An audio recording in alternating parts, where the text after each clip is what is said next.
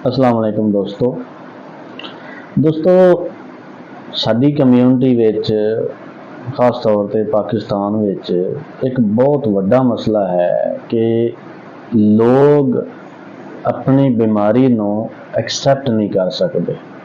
ठीक है, अगर बिलफर्ज एक मरीज़ है उन्होंने ये कहा जाए कि भाईजान आपका वज़न ज़्यादा है, ठीक है, आपकी गर्दन पे धब्बे आ रहे हैं, ठीक है, या तुहाडे ते जड़ियाँ शुगर दियाँ अलामतां ने ज़ाहिर हो रही ने, तुसी अपना एक टेस्ट करवा लो। तो अगों मरीज़ का रिएक्शन की होएगा कि पहली गल है वो गुस्सा करेगा। ठीक है, मैनू किस तरह शुगर हो सकती है, मैं हट्टा कट्टा हैगा, ठीक है, ना मैनू कोई अलामत जाहिर होई ना कुछ। तो भाईजान शुगर हो सकती है एक हट्टे कट्टे नौजवान बंदे नूं हो सकती है। टाइप 2 डायबिटीज़ किसी भी इंसान नूं हो सकती है। ठीक है, क्योंकि ये ऑर्गन स्पेसिफिक आटोम्यून डिसऑर्डर है और आटोम्यून डिसऑर्डर ये होंदी है कि उम्र के किसी हिस्से विच भी हो सकती है।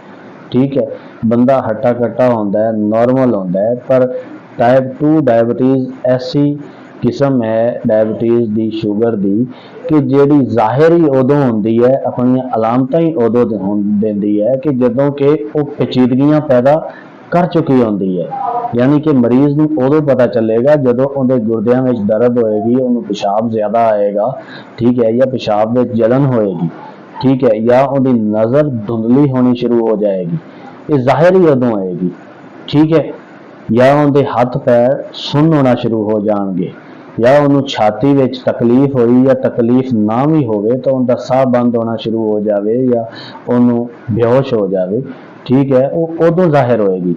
एक टाइप 1 होंदी है जिहड़ी अलामतां दे नाल जाहिर होंदी है तो मरीज़ नूं पहले ही पता चल जाता है, वार्निंग साइन मिल जाती है कि मैनू शुगर हो चुकी है। पर टाइप 2 डायबिटीज़ जिहड़ी है शुगर की दूसरी किस्म है, ये ज़्यादा खतरनाक है क्योंकि ये छुपी रुस्तम है, इनका पता ही नहीं चलता कि शुगर है या नहीं है, पर अंदर ही अंदर जिसम नूं खा रही होती है।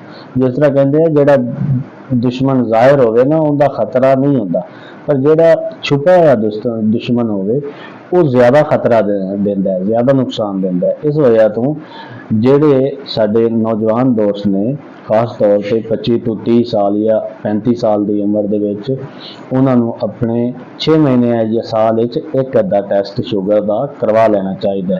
ये कोई हरज नहीं, कोई ताना नहीं, कोई मेहना नहीं। ठीक है, अपनी सेहत का ख्याल रखना हर इंसान की जिम्मेदारी है। अगर जिहड़ा है तुहाडा जिसम सेहतमंद होएगा, तुसी अपनी फैमिली की केयर कर सकते हो, अच्छा कमा सकते हो, मेहनत ज़्यादा कर सकते हो, तरक्की कर सकते हो। ठीक है, इस वजह तो शुगर का टेस्ट कराने कभी भी हिचकिचाहट ना जाहिर करो। अगर डॉक्टर या कोई मेडिकल परसन तुहानू कहता है कि तुसी यह टेस्ट करवा लो तो तुसी टेस्ट तो करवा लो।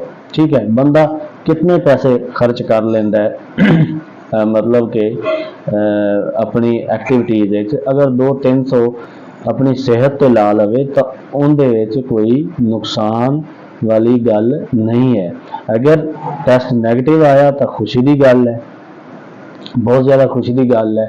अगर खुदा ना खास्ता पॉजिटिव होवे तो उनका जिहड़ा है ना वक्त ते उनका इलाज करके उहदे तो बचा जा सकता है। ठीक है, तो ये कुछ गल्लां सन शुगर के बारे। उम्मीद है कुछ दोस्तों को इनका फ़ायदा होएगा। शुक्रिया।